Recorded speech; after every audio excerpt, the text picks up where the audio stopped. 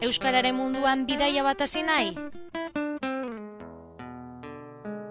Euskararen etxearen ateak zabalik dituzu. Bizkaiko Foru Aldundiaren, Bilboko Udalaren eta Eusko Jaurlaritzaren arteko lankidetzari esker, Bilboko San Inazio auzoan Euskararen etxea sortu zen.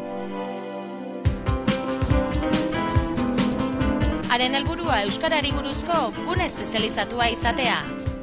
Eta nori dago zuzendua? 2004ko abenduaren 3tik euskararen etxeko ateak zabali daude euskaltzaleentzat, ikertzaileentzat eta euskarari buruzko gaietan interesa izan dezaketen pertsona guztientzat. Zein helbururekin sortu zen?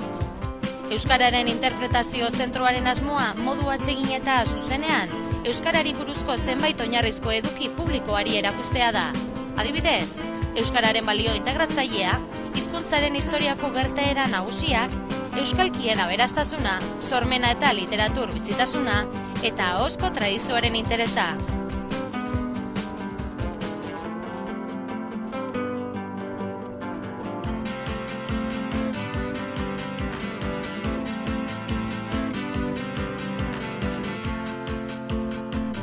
Eta nola dago banatua eraikuntza? Euskararen etxeak 4 solairu ditu, baina 2 gune nagusietan bana dezakegu. Alde batetik lehenengo solairuan euskararen interpretazio zentroa dago, eta bestetik azken 2 solairuek euskal gaietan lanean diharduten elkarte eta erakundeentzat lan bateratu egiteko gunea osatzen dute.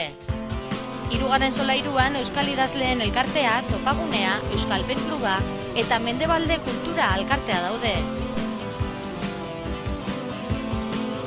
Eta 4. berriz, Bizkaiko ikastolen elkartea.